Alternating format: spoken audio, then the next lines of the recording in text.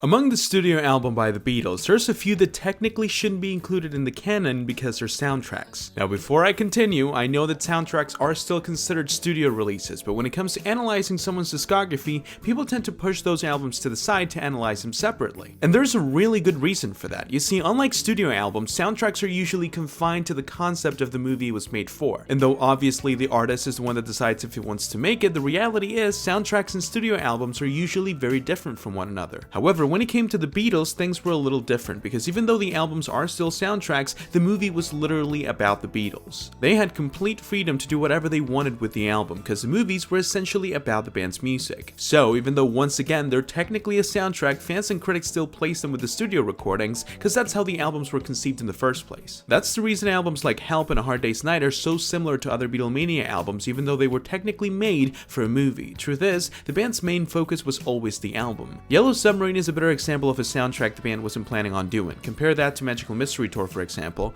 totally different albums. They weren't the only ones to do it though, maybe the first, but definitely not the only one, but I feel like people get a little more confused when it comes to the Beatles because they're treated as regular studio albums, which doesn't really happen with other artists.